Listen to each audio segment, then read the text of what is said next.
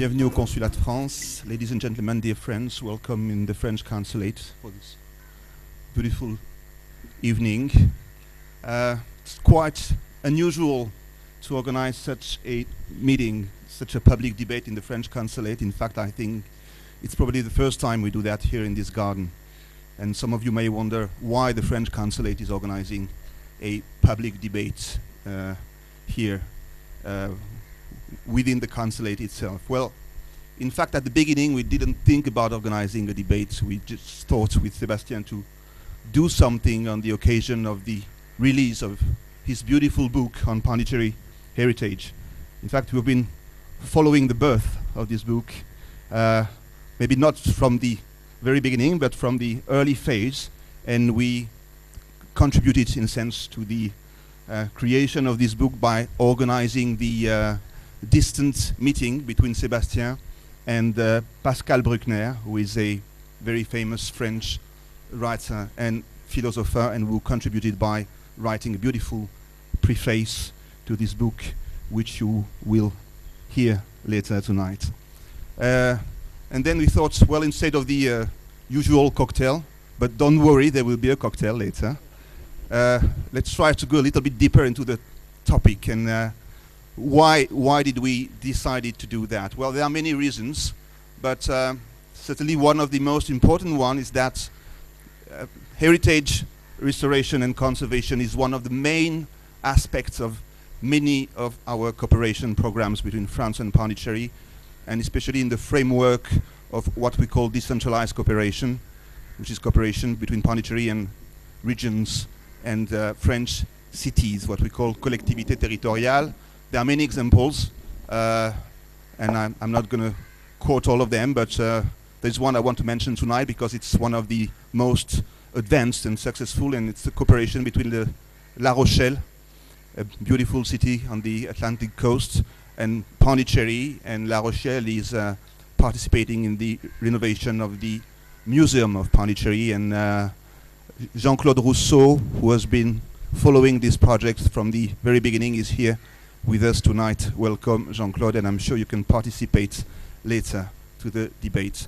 Well, the other reason is that we French feel a little bit responsible for what Pondicherry looks like today, and this building, which is certainly one of the oldest in this part of the city, it is probably 300 years old, like the French Institute, our neighbor, are there, is a very good example of that heritage. Although I would like to underline that when we talk about heritage, it's not only that kind of French style or mixed French-Indian style building, but also, of course, Tamil buildings within the cities.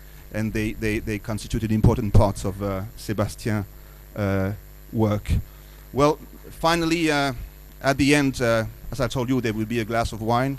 One of my colleagues this morning told me the glass of wine is some sort of French-style vote of thanks. But before that, just one thing, there will be an exhibition tomorrow, opening at 6:30 at Rodin Gallery. Lalit Verma, don't need to introduce Lalit, everybody knows him here, is organizing that exhibition where you will be able to enjoy the work of Sébastien Cortés. Two of his photographs have been put out there next to the table with the books.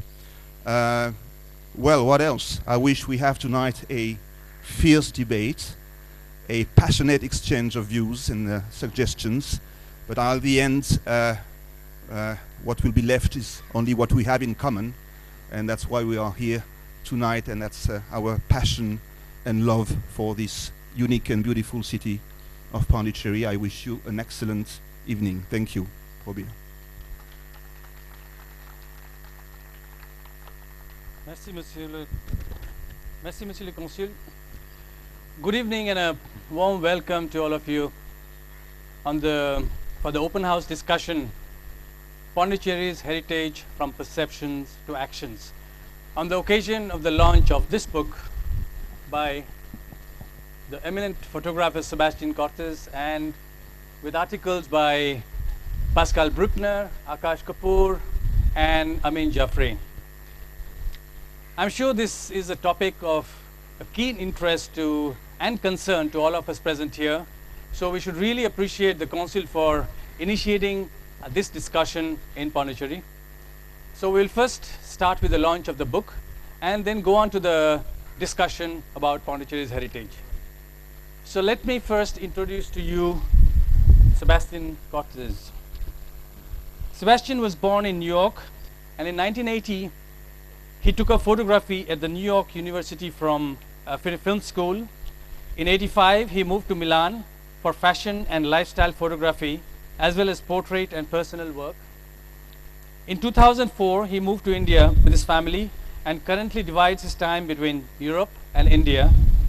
His photography covers commercial, editorial and artistic works.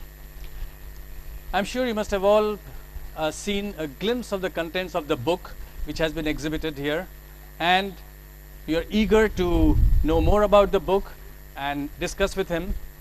But on behalf of everybody, I'll just ask him a few questions, and then you can interact with him more during the cocktail later on. Sebastian, Yes, Prabhu. I'm sure everybody here would like to know what inspired you to write this book. Well, I didn't write it.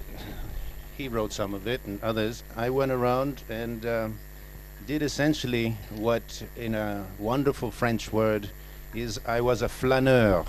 I was wandering around aimlessly in this beautiful, I hate to call it a city.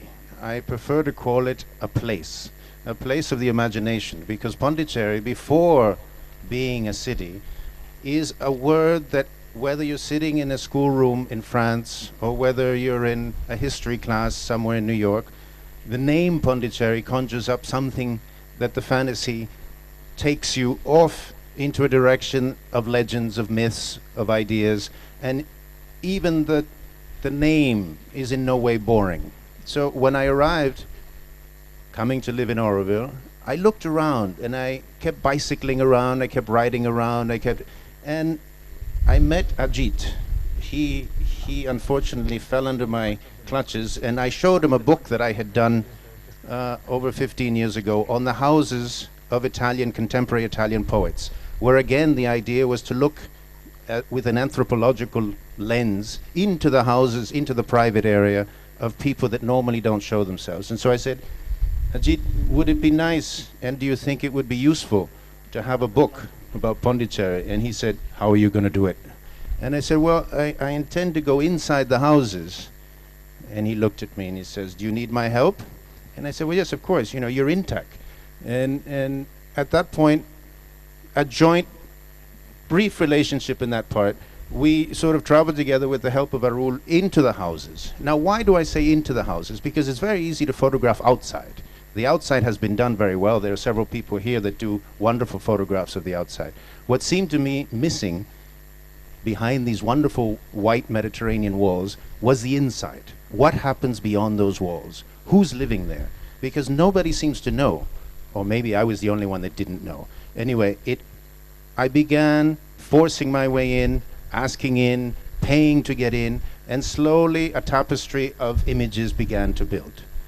The tapestry was never with a strict intent, even though Ajit would have hoped that I'd only do homes, only do certain homes, because there was obviously an idea in his mind, and I understand that, of someone who has observed these homes and has had much more to do with them than I do, of a vision of a heritage building. Mine was more of an oniric vision of someone who got lost in this idea of Pondicherry.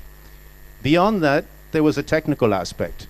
The technical aspect was to photograph it as direct as possible, with as few interpretations as possible, and try to be as faithful to what I saw, and try to make it agreeable and at the same time not too romantic. There have been other books that are a little nostalgic. Luckily, I'm not French enough to be that nostalgic. The Italian aspect came out with the coloring, because the colors attracted me a lot of these homes. So putting it all together, it was a long, long process of 4 to 5 years, for various reasons that I'm not going to bother telling you about. The wonderful thing is that I met a lot of very helpful people along the way, including Pierre, who would say, well, I'll have you meet this person, I'll have you meet this person. Many people open themselves And so I began to see the tapestry of a place. And that, for me, in the end, was the most important thing, was a way to redraw a geographic sense of a hidden place, of the hidden aspect of Pondicherry. Can you tell us about your view on photography as a form of expression?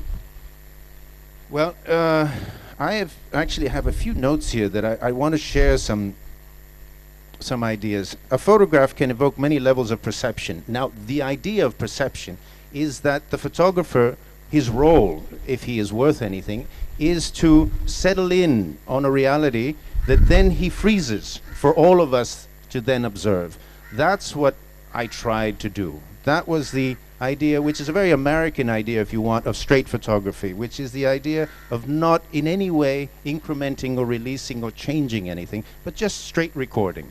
That's what I tried to do here. It would have been much more exclusive had I gone around with a 8x10 camera, a huge camera. I did it on 35 digital. Excuse me for those who are more, how can I say, tied to tradition in that sense, but the immediacy of that was also part of it.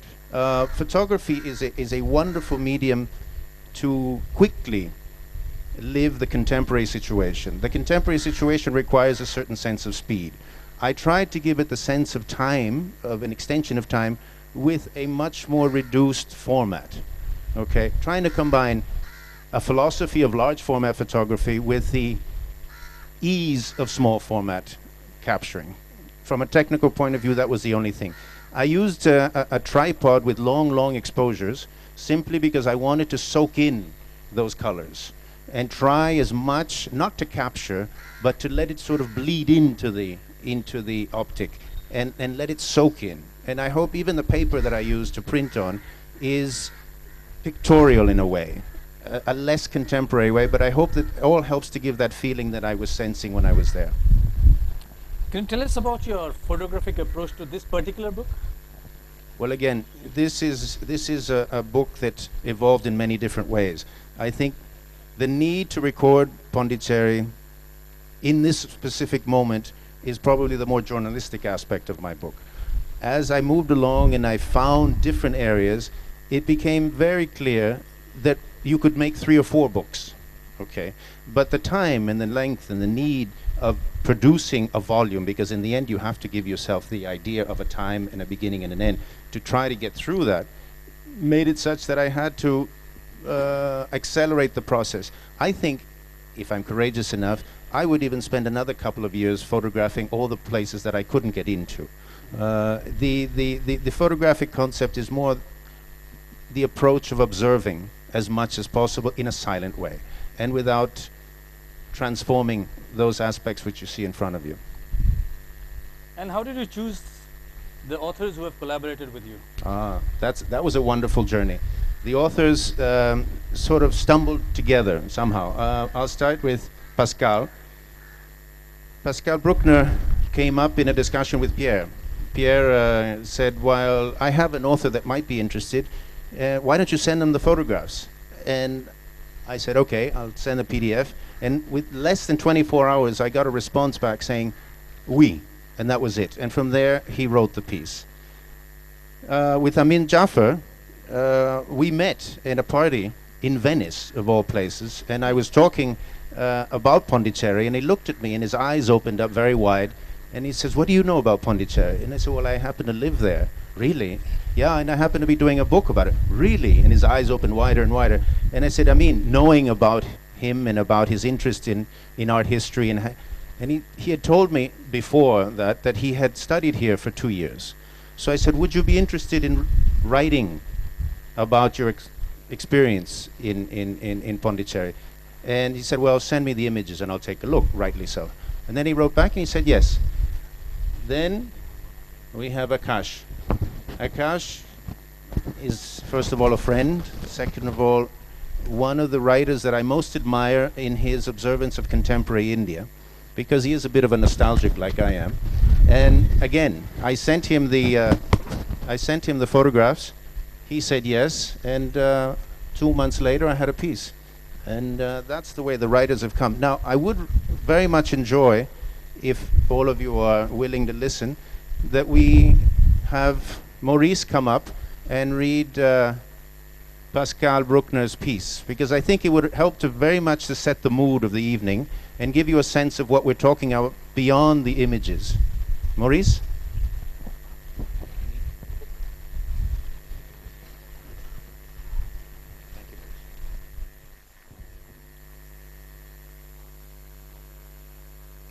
He's called the essay, An Eden That Is Hard to Fathom. The first time I came to Pondicherry 25 years ago, drawn by the quaint fragrance of this former outpost, I hated it. The town seemed to have slipped out of everyone's memory as it lay helpless under the scorching sun. We were staying at Monsieur Magri's Grand Hotel de l'Europe, from whose walls hung pictures of Versailles and of the chateaux along the Loire. Monsieur Magri, a grand, melancholic landlord, divided his life between cooking French meals, much too heavy for the hot climate, and waiting on his young 18-year-old Indian mistress we eyed enviously. For this half-caste patrician, always dressed in a lungi, life had stopped with the departure of the French. As he continually harked back to their extravagant rituals and ceremonial pomp. While Oroville seemed embroiled in internal conflicts, an enlightened disciple of the mother's kept talking to us about the magnetic powers of her hands and about the anemic Tamilians debilitated by their meatless diet. The consul general of the time, feeling lost in a large, run-down mansion with patchy walls, spoke to us about his plans to revive the town, whereas he himself seemed weighed down by doubt and torpor. Some dissolute remnants of old Europe found themselves trapped here, like flies caught in a spider's web, living out their lives in a strange cocktail of pastis and drugs. Neither the fresh batches of baguettes coming out every morning from the bakeries, a funny sort of inverted exoticism, nor the club of ex-servicemen of the colonial French army in their faded uniforms evoked the slightest curiosity. Pondicherry would never match up with Goa as an important global pilgrimage, a teeming crossroads of cultures and influences exuding an oriental air. Eden had grown musty, and India was to gobble up this last vestige of the French Empire, and so much the better. The miracle, however, has happened. As these superb photographs by Sebastian testify, Pondicherry has finally woken from its deep slumber. This minuscule territory, lost between sea and land, was fortunate in attracting conquerors of different origins who settled here in cheerful tolerance, unmindful of race or creed. A handful of men and women from India and abroad have now joined forces to restore houses, give facades a facelift, reviving cultural exchanges, and thus saving this town from oblivion and collapse. Look at the curious paradox. This narrow strip of land has turned its back on the ocean. Hardly anyone bathes in it. Its currents are considered perilous. There is no port, and the fishing industry remains quite out of date. Pondicherry is now a sealed-off town, uncommunicative about its secrets, its elegant residences, its tree-lined boulevards, and serious-minded ashrams. Having never been the mecca of dropouts, this town has been saved from the scourge of mass tourism, which, according to an iron rule, would affirm that hippies have always been, wherever they settled, the best prospectors for travel agencies. One still comes across these sun-tanned, turbaned vagabonds disguised as sadhus straight out of the carnival, trying hard as they did in the 1970s to offer to their fellow creatures a spectacle of their own eccentricity. But these upscale ragamuffins are but a handful.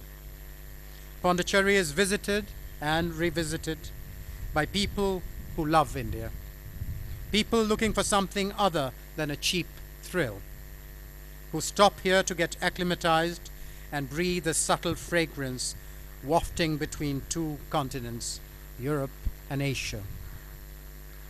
An Eden that is hard to fathom and does not unveil itself at once. It bears out its heart of secrets only to the deserving. It is its geographic site that keeps you on the fringe of the Indian cauldron and its bubbling tumults. Pondicherry evokes the sensuousness of being on the edge. After seeing Sebastian's photographs, one notices the predominant tonality of this town, the washed-out grey. It constitutes a web of harmonics and subtle shades, a clever compromise between the ancient and the new. The facades repainted white, the ochre or pastel tones of the houses, the burgundy floors, the vivid green of the palm trees, the wear and tear caused by the sea air, the climate, and the monsoon rains. The ashram of Aurobindo, by deciding to paint its building in sparkling grey, slightly uniform, slightly regimental, turns its back on what verily constitutes the charm and beauty of this place. This perpetually unresolved rivalry of colors and their myriad shades. This grey that sometimes veers to green or to blue lends to Pondicherry its poignant charm, a blend of languor and nostalgia. An invisible patina covers the most flaming things, which seem to have become bygones even before surfacing, to a point where they vanish into nothingness, suspended on the edge of the abyss. One gets a taste of a time of quality and reminiscence, very different from the hurly-burly of big cities. Here, the present seems already past, like a fugitive trail dimming away almost as soon as it has appeared. Look at these interiors photographed by Sebastian, both empty and overloaded at once, filled with bric-a-brac of beds, clocks, lifeless lamps, and sagging sofas set in chiaroscuro against flaky walls. They lead us on to another dimension. The tonality of this parallel world exudes a kind of soft, impalpable melancholy which evokes an idleness bordering on the miraculous, as if we had always lived here and were returning home. Nothing is lost. Nothing is to be regained.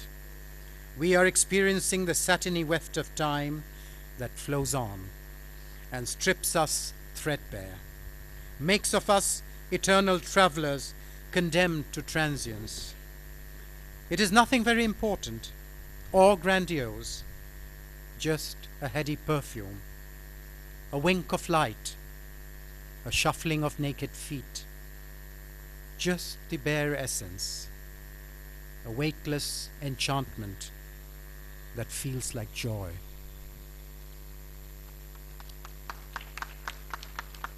Thank you, Maurice.